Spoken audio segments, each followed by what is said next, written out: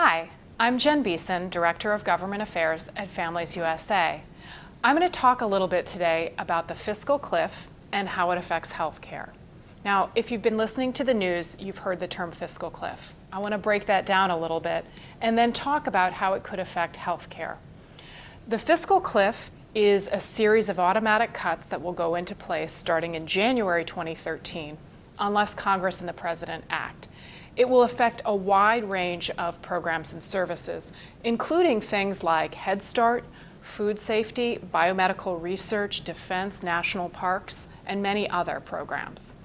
Now, the fiscal cliff is also a series of automatic tax hikes that will go into effect. They could affect virtually every American family, again, unless Congress and the President act.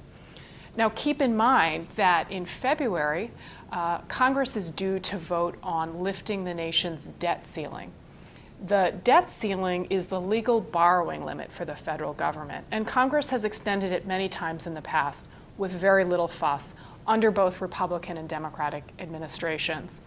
Lately, however, conservatives in Congress have been using the debt ceiling as a bargaining chip to try to extract bigger cuts from various services and programs. So how does this affect healthcare? Well, I want to talk about it in three programs: Medicaid, the Affordable Care Act, and Medicare. Let's start with Medicaid. Millions of middle-class American families rely on Medicaid to help pay for nursing home care for their elderly parents. But it's also an important program for low-income kids and people with disabilities. It's a very lean program with little fat to cut. Currently, Medicaid is not scheduled to be affected by those automatic cuts I talked about in the fiscal cliff. The Affordable Care Act, that's sometimes called Obamacare, that puts important checks and balances on insurance companies, and it puts a focus on prevention. Starting in 2014, millions of Americans will get health care coverage because of the Affordable Care Act, and it provides tax credits to help people purchase insurance. Now, right now, the Affordable Care Act would not be cut in the fiscal cliff in those cuts that I described. Medicare, that's an important healthcare program for our nation's seniors. Right now, the providers of Medicare, that is, the doctors and hospitals who provide services to the seniors, are scheduled to be hit with a 2% cut in the fiscal cliff.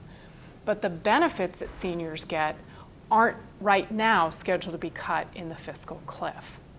So what's next? Well, Republicans and Democrats say that they want to avert the fiscal cliff, that is, find some sort of solution to the automatic cuts and tax hikes, but they disagree on how to do it.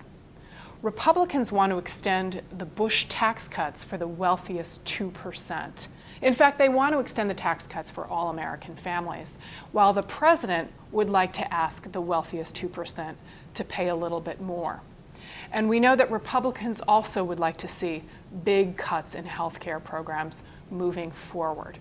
So negotiations are going to continue over the next couple of weeks in a way to figure out how to avert the fiscal cliff.